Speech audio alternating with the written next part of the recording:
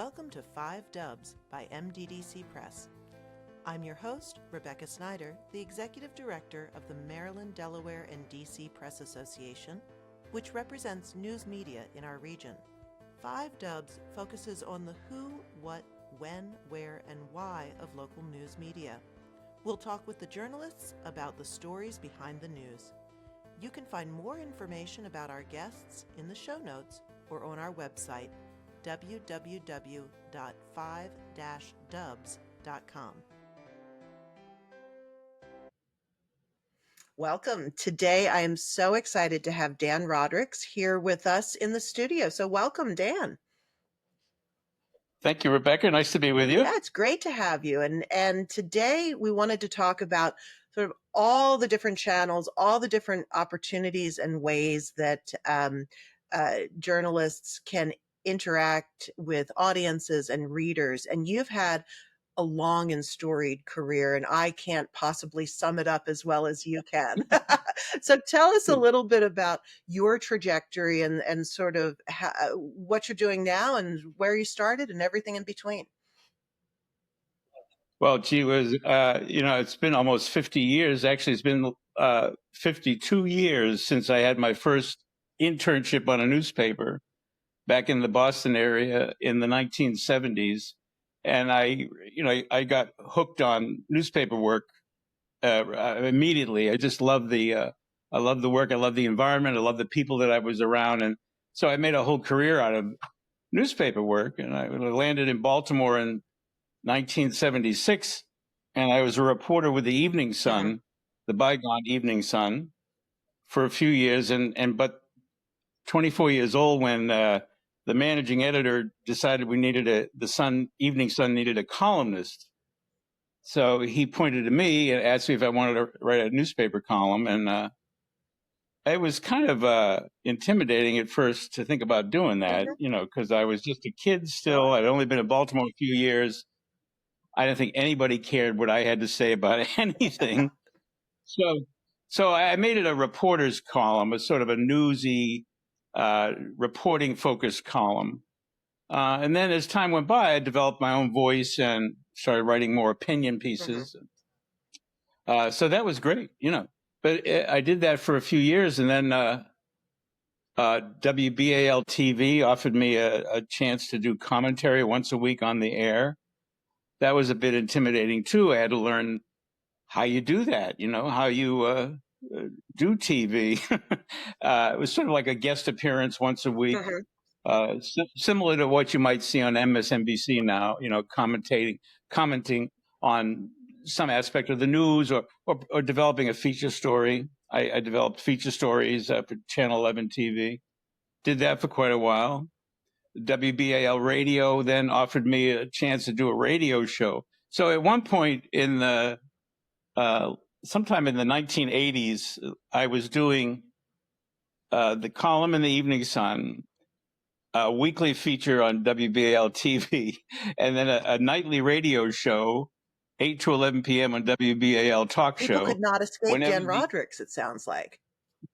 What's that? People could not escape Dan Rodricks. It sounds like you were there it was all the time. Yeah, it might have been too much. But I was only on the air on radio when the Orioles were not playing or Maryland basketball was not being broadcast on WBAL. So it was like 100 shows a year. And I had a blast doing that.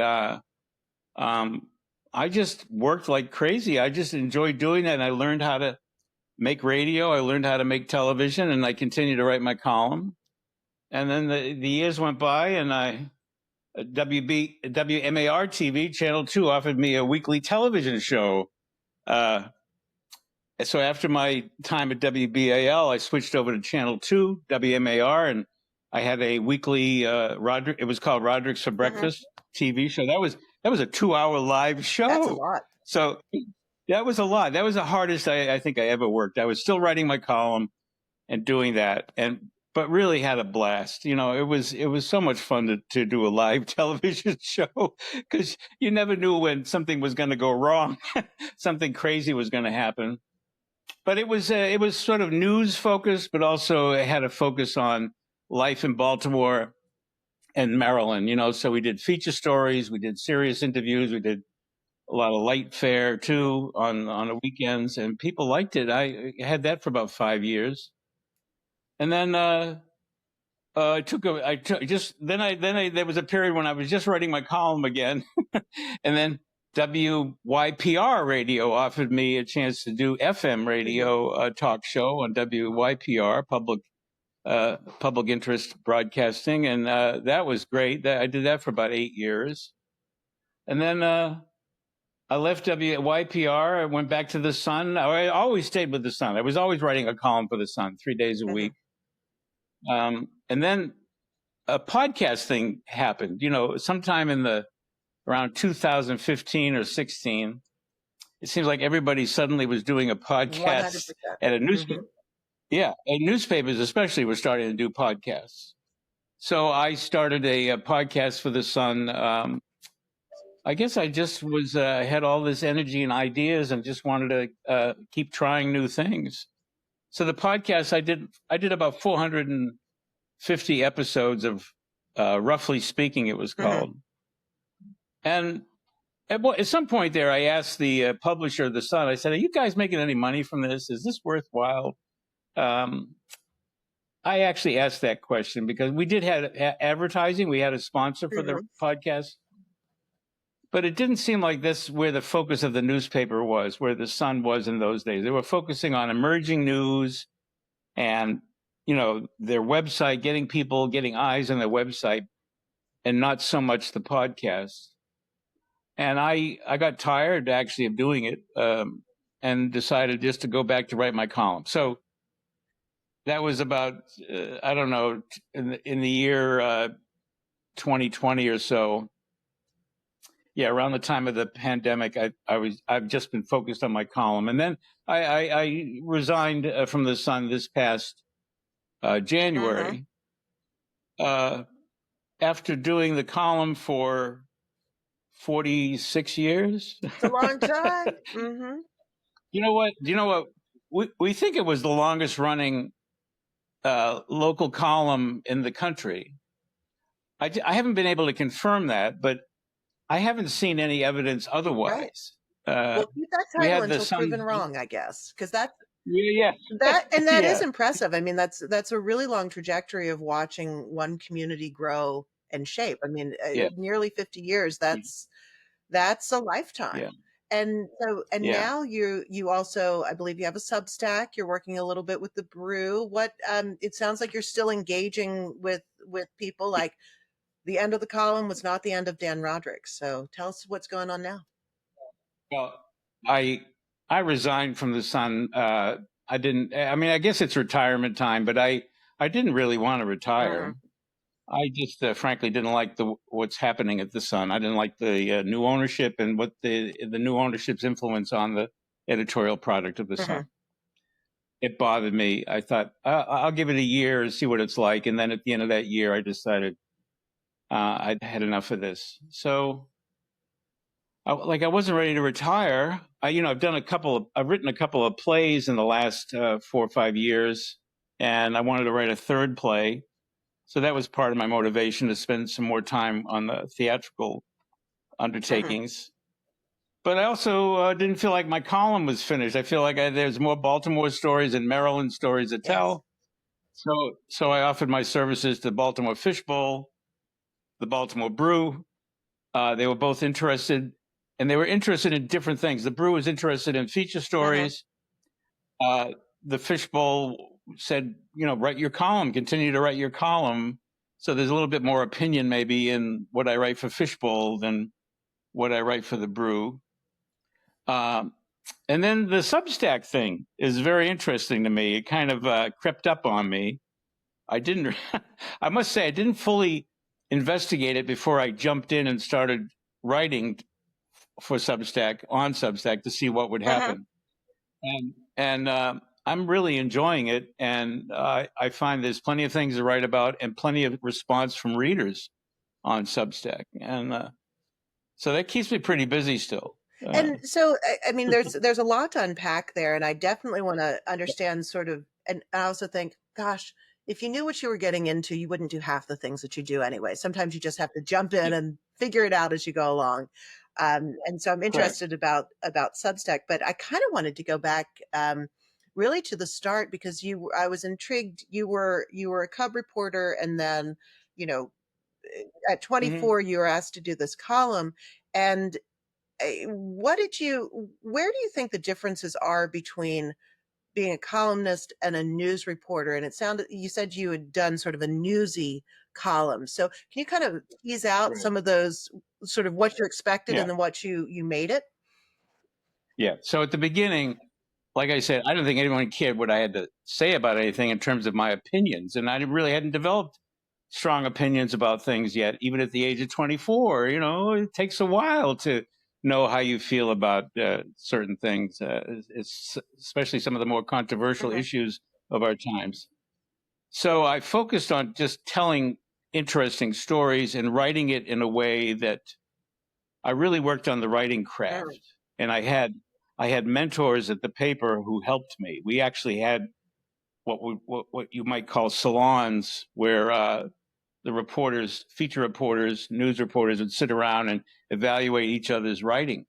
There doesn't seem to be a lot of time for that anymore, but that's what we did back then. The Evening Sun, by the way, was considered sort of the writer's paper, where the Morning Sun had a lot of the straight news, didn't emphasize features as much as the Evening Sun did. The Evening Sun, I think, was more brightly written, the sports writing and the feature stories. So I considered it the writer's newspaper. And so I worked on developing my voice in telling these stories. So I think with a column, that's what people are looking for, this familiar voice. It takes a while for people to know you're there and to appreciate you. Some don't appreciate you. But, I think after a few years, I had found my voice in the column. So then I went from merely observing and telling a story to like laying some more opinion in there. It's sort of like storytelling with an edge, I called it. I would go to a courtroom and describe what was going on in a courtroom. And I could go anywhere. I could take a walk down the street and find something interesting. So I didn't have the pressure on me of always coming up with a newsy peg, but I frequently wrote off the news, meaning, if something big had happened in the city, like, I covered train accident, and I ran out to fires and wrote about tragedies in the city. But I also wrote brighter feature stories, more humorous columns too, because I found that you got to leave people with a smile once in a while, So you have if you had 3 columns a week, you have your choices there. You can write about tragedy 3 times a week. I guess you could. You could write about politics 3 times a week, but it's better to mix things up and leave people with something they don't expect. Try to be unpredictable too. So I did all of that. I felt like over the years I developed different tools for writing a column. Some might have seemed gimmicky to people, but all these years, the ones that people seem to like the most, the ones that I get the most reader reaction to, are like bits and pieces, like items columns. Not, sure, I got reaction to single subject columns that really, struck a chord with people. But also often the bright, short items, which the managing editor who hired me called bits and pieces. Bits and pieces, bits and pieces. People love those things, Roderick. That's what he said. And, readers like those. So I actually stole a gimmick from the late Jimmy Cannon, who was a sports columnist in New York years ago. And I read a book of his columns called Nobody Asked Me But. And his most popular columns were Nobody Asked Me But. And then he would give his opinion about 20 different things. And those are compelling columns, because everyone is like, oh, I think that's not right, or I agree with that. I mean, it's a fun way to get into it. Yeah. And multiple subjects, and they can be serious subjects, a light subject, funny subject, something completely silly too. And so those got a lot of reaction. it was sometimes it would never disappointed me, but I used to think, hey, I spent a lot of time crafting that piece about that priest who died. That great priest, and yet the ones that people like are the ones about with catfish recipes in them, and you know, uh, the best way to catch a catfish and things like that. So yeah, I had a lot of fun writing 6,000 columns for the Baltimore Sun Well, papers. and I'm interested because, journalists traditionally, you don't want to be part of the story, but when you're a columnist and when when it's your opinion and you do it with a newsy edge, essentially, like your whole thing is to insert yourself into the story because you're talking about your Yeah, reaction.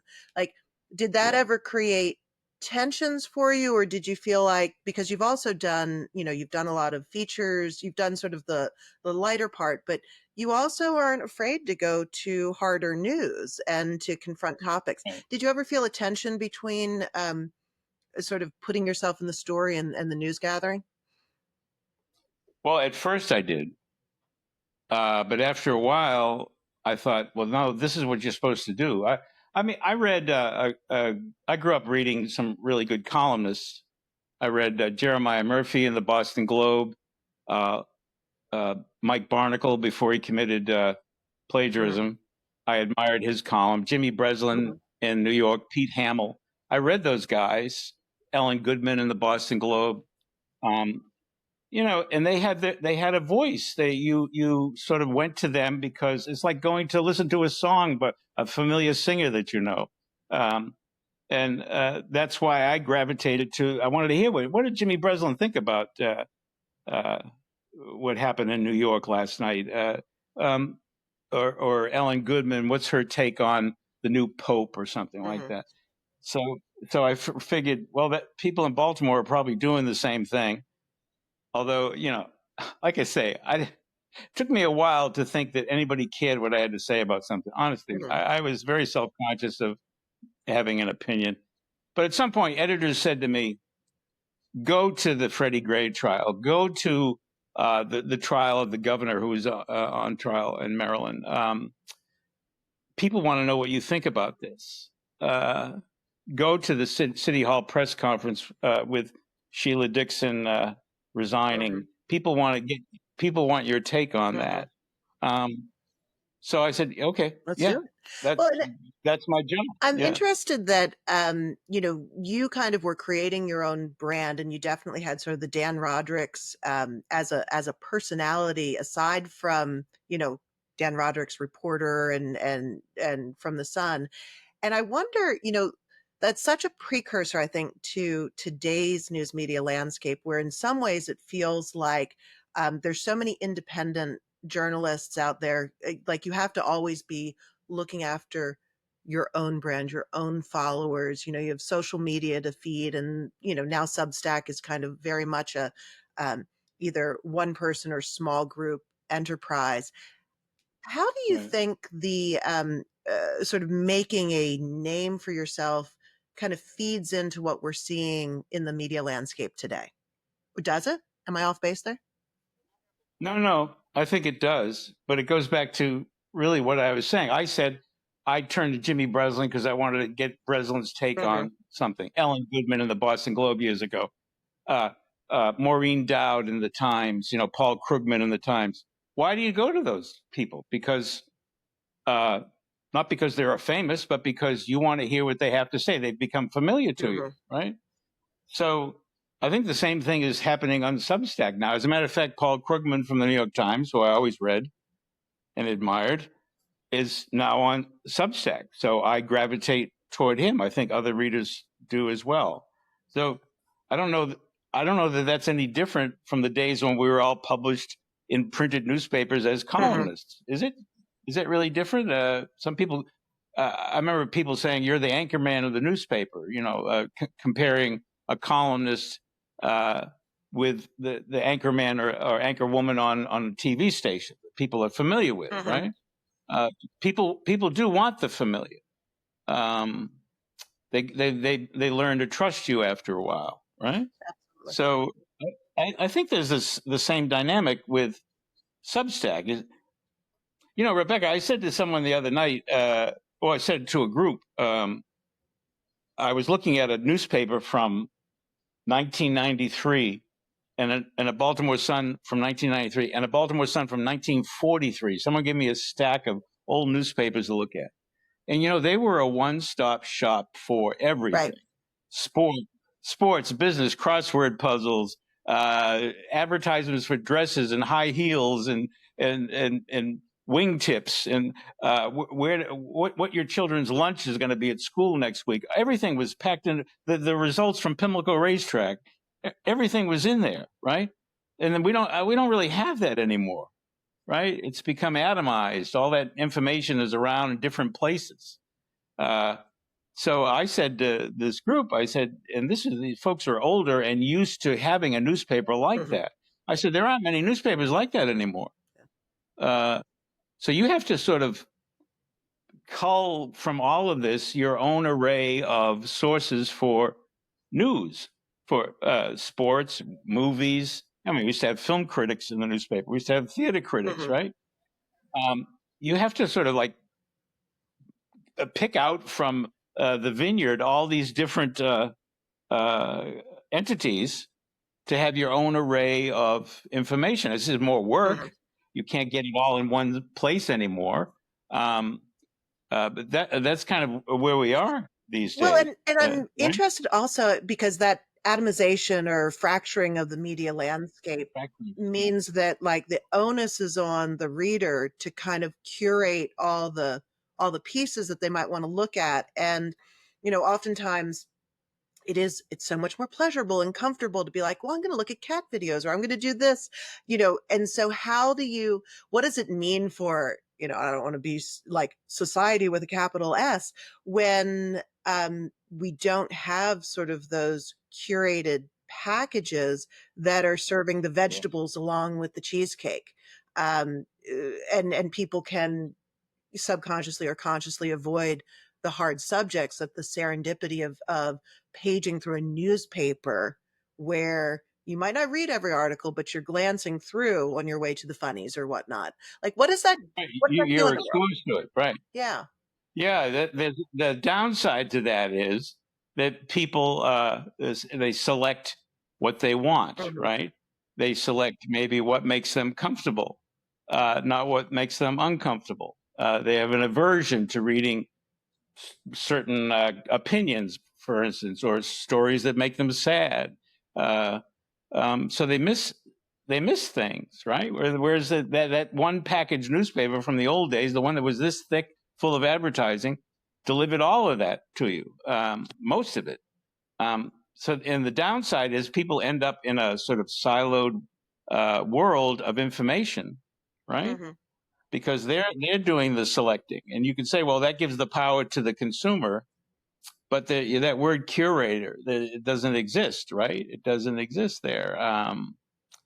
Yeah, that's something I don't know what we do about that. You know, so someone said to me the other day, or asked me this. I got an email from a reader who read a piece I wrote on Substack about the amount of the level of criminality among undocumented immigrants in the United States, and then the level of criminality among all immigrants in the United States, which is a very large group. And there's been studies done on this. And I quoted these studies, and I laid out how the criminality among immigrants that Trump is focused on right now. He's always talking about murderers and rapists, right. It's not accurate. It's far from accurate. The crime rate among native-born Americans is much higher than it is among immigrants. Yeah. Well, this woman wrote to me and says, well, how do we get this across to people who are supporting Trump? And I said, I wish I had the answer to that. I don't have the answer to that. Many of the people who are supporting Trump get their news or information from sources that tend to support what Trump is saying, right? And they keep hearing that, and they don't seem to be open to general fact finding. Right. And I wonder if some of that is media literacy, sort of because I see all these new channels, for lack of a better way to talk about it, as really like interesting opportunities to reach new audiences, but there's not, the barrier to entry is very low. Like anybody can really like pop on their Substack, create a podcast. It's a little bit harder to get the radio show or whatnot, but the barriers to entry are so low that anyone can do it. And I think the general population, there was a study maybe a year or two ago about how such a small percentage of Americans know a journalist, and partly that's the shrinking of the industry, partly that, people maybe don't wear on their sleeve, "Hi, I'm a journalist." And so sort of in that fractured landscape, how do you sort of put out, how do you build your credibility? And I think you've done such interesting things, and you've gone through so many channels that um, you're already your brand, and how do you kind of, and that's an inarticulate question, but sort of No, it's how do you not. make it No, right? no, I understand. I was speaking with a high school student yesterday who called me, wanted some advice on getting an internship, getting started in the news business. She's a senior in high school. And I told her, well, the reality is that as far as newspaper internships or internships with news organizations, that probably won't happen until you're in college. It's harder to do it as a high school senior over the summer. But I gave her some advice on where she might look. And then I said, if you really like writing, if you like reporting and writing, if you think journalism is going to be your thing in life, you could start a blog. You should get into the habit of writing a lot, developing the muscle memory that you need to write every day, if not every day, every other day. And I don't know what other advice to give her at this point. A high school student, even a college student, I think I would say the same thing. It's not a given that you're going to be able to find an internship or a part-time job. So in the meantime, assign yourself stories. Start writing stories. What we used to call clips.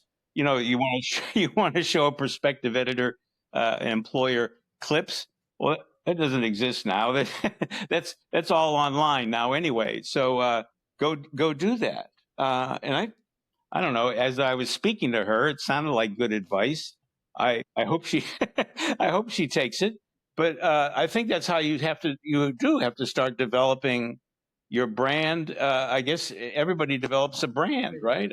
It's sort of like developing a resume, isn't it? Yeah, I was a little worried about what the opportunities are ahead for journalists. You can look at it two ways. You can say there's plenty of opportunity on your own as a freelance, right?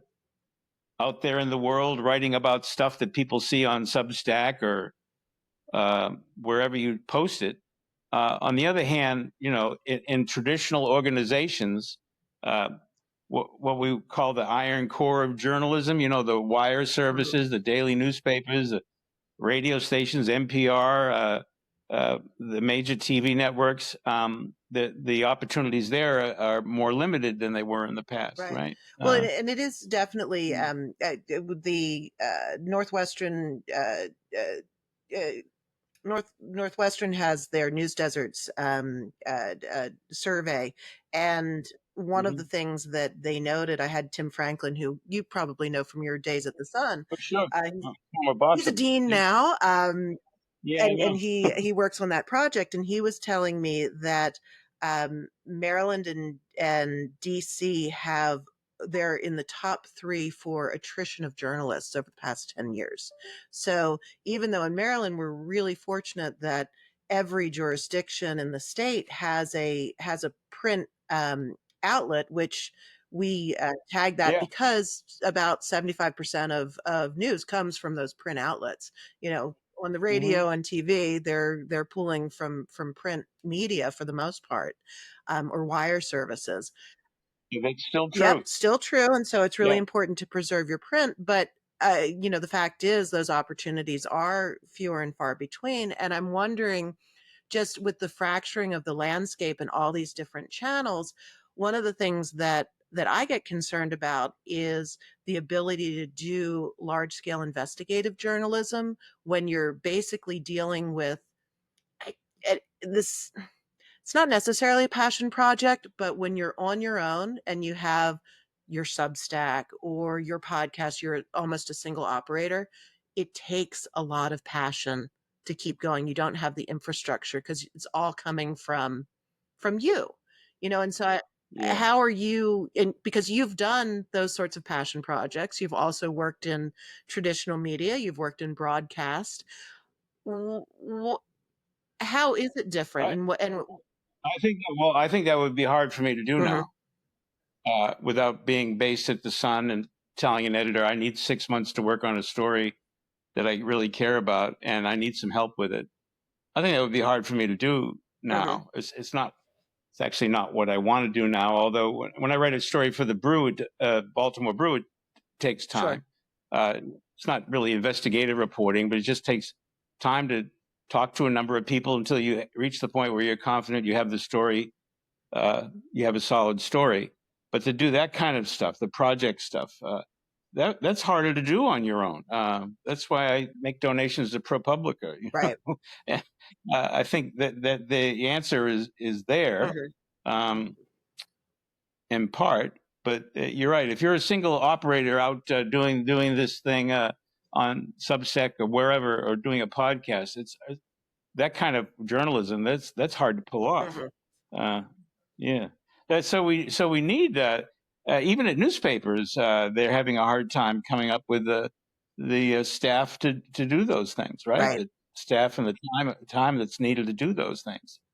Um, I feel lucky that I worked at newspapers when I did, because in the 80s and 90s and 2000s at the Sun, we had a large staff before the downsizing started, and editors who are willing to spend money to do that kind of stuff. Mhm. That was sort of the last hurrah for that in Baltimore.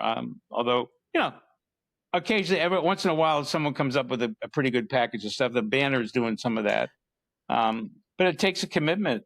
Really It does, does. well, and I'm Yeah. seeing more in sort of the data journalism field, like looking at, Yeah. deep analysis. And, I think going back to the Substack and some of the other sort of smaller channels that are cropping up now, I feel like those are a more intimate space with an audience and a reader. Do you feel like, now you've seen it from both sides, and I feel like you get a lot of mail no matter what. But do you feel Yeah. like the connection with your audience is different through different platforms? And if so, what does that look like? That's interesting. Well, with the Sun, when I was at the Sun, I had regular contact with readers all the time. They were always contacting me. One of the reasons I never fell short on story ideas was people would contact me with ideas. There's a little bit less of that now because I'm not. I think a lot of people think I'm just retired and not doing anything uh, besides fishing. Um, but yeah, Substack. I noticed on Substack, uh, it's different in that there's not as much mail, but there's more comments that are delivered online. People don't know where to mail right to me anyway, or I do get email frequently from Substack readers, and there's new readers, people I do not know. At first I thought, well, people who read my column in the Sun, if they find out I'm on the Substack, they might follow me Yeah, over your here, audience will just and follow some you, of right? them did. Yeah, some of them did. Uh, and that's been nice. But I've also got a lot of comments just from people who just sort of discovered me because someone else recommended that they read my Substack postings, and that's kind of nice too. And then you can make money doing Mhm. this. That's the part that I found Yeah, surprising have you is that monetized it in some way? I mean, we talked a little bit earlier about whether your podcast was making any money, and I kind of want to go back. I want to get into that money aspect. yeah. Uh, well, on Substack, Substack kind of does it for you in this low key way. They say to readers, if you like what you're reading here, you can pay to support this writer. Otherwise, it's free. I leave it at that. I don't get into begging people for money. That's not why I'm doing this. But the Substack does it for Mm-hmm. you. And there are people who recognize that I'm a professional journalist out here along with the other people on Substack trying to do professional journalism on Substack, and they want to support it. So they sort of like make a donation. That was completely surprising to me. But I think it's one of the nice aspects of Substack. Going back to the podcast and monetizing the podcast. And actually, I could go back to the TV show I had on Channel 2 to talk about that. That was an intensely local program, 2 hours live every first Saturday and then on Sundays. And the station sort of failed to monetize or just to advertise just my show. They bundled me in with all their other programming on Channel 2. And I thought, gee, this sort of stands alone, doesn't it, as a unique show on the weekend that deserves to have its own sponsors. But there wasn't that kind of thinking about it over there. I guess they didn't know what to do with me. So I wouldn't say it failed. The ratings were pretty good on my show by the time it ended, but no one made that effort to pitch it on its own to have its own advertising. Everybody said that at the end. That's where the failing was. And by the time years later, when I got to do the podcast for the Sun, I was hoping that they would get sponsors for it. But I don't think the effort went into that as much. I think they made some effort. We did have a sponsor for a while. Ivy Bookshop was the main sponsor. It was very nice to have a local advertiser. But it didn't go much further than that. And that's when I asked that question. I said, are we making money from this? Is this good for the Baltimore Sun?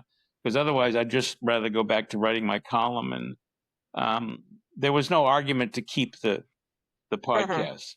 Now, there are podcasts associated with newspapers, but I don't think as many as there were in the period that I'm talking about. It seemed like everybody was doing it all of a sudden, and then there was some interest lost. And I think a lot of maybe honestly, I feel like a lot of that has to do with like bifurcating your advertising space in some ways, or fracturing the advertising space. I mean, like it has to be worth it to continue to put the effort in. And I kind of wonder, like if you're thinking about I'm Dan Rodricks Incorporated kind of thing,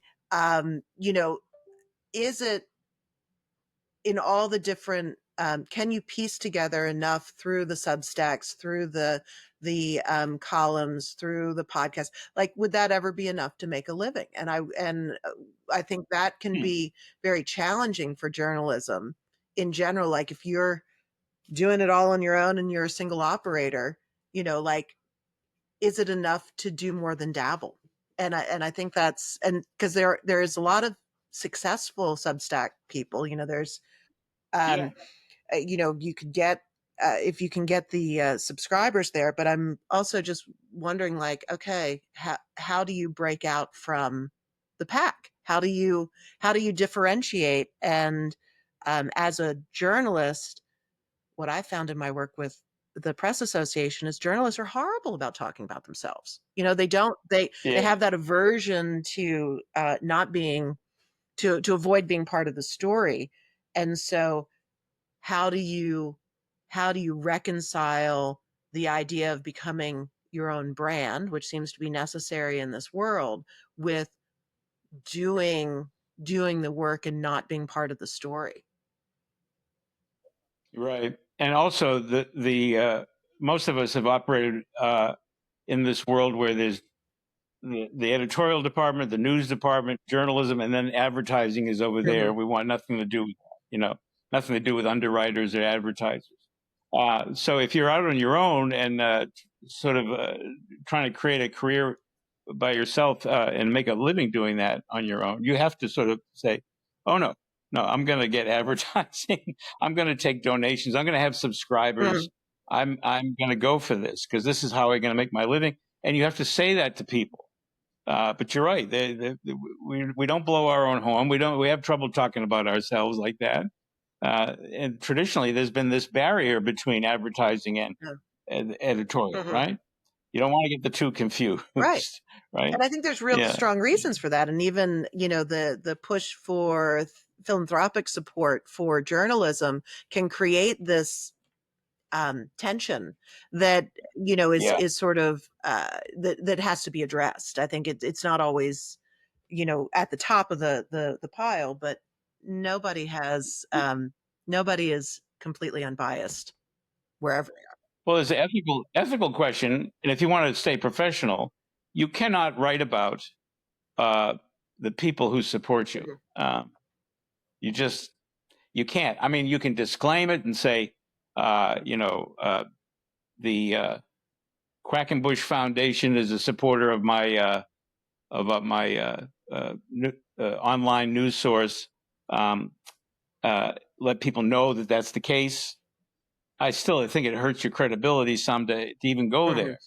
So you probably have to avoid that. You have to establish and keep some standards, even when you're out here doing this and trying to get your own advertising, your own underwriters and sponsors, right? Yeah. Yeah. So now, where do you Yeah. think this is all heading? I mean, like, let's peer into the crystal ball. You've got tons of experience in sort of lots of differing forms. What do you think is next? Do you think the world's kind of heading to the Substack, or will this be like the podcast in the early 2000s where everyone had one and now and then it pulls back? What do you think? Yeah. Jeez. The Substack model looks pretty good to me right now. Although I think if everybody goes there, it's such a low bar for admission, it's going to be tough to stand out, all right, and actually make a living from it for people. The nonprofit model, which is what we see with the Banner in Baltimore, I hope that works. What's going on the other end of it, the corporate side of newspaper ownership and media ownership, not looking so good now. There's a lot of troubled waters there.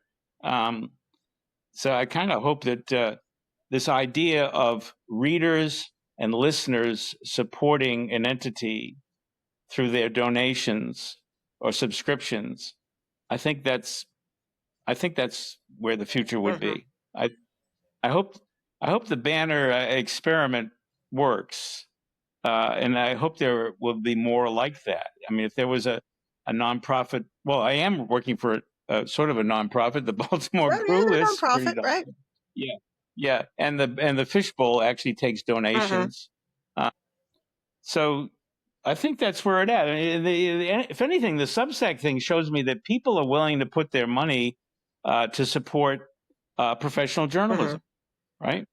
They just may not want to support corporations that own media anymore. They kind of like the idea of supporting professionals who are out here doing the work, and not attached to a corporation. So that is it. Maybe that's part of the appeal. I think it is. I think we all agree that local news is still critical, and local perspectives on what's happening in our communities is essential. And I'm so excited that you are continuing to do that important work, and that you're still making it happen, and in a variety of mediums. So thank you for spending some time with me today. This has been great. Thank you, Rebecca. Yeah, it's an interesting topic, isn't it? Thank you very much. Thanks for listening to 5 Dubs with Rebecca Snyder. Please subscribe and leave us a 5-star review wherever you download your podcasts so that others can find us. What do you want to know about local journalism? Email me at rsnyder, SNYDER, at mddcpress.com. Interested in supporting our podcast and journalism? Please donate to our 501c3 Press Foundation.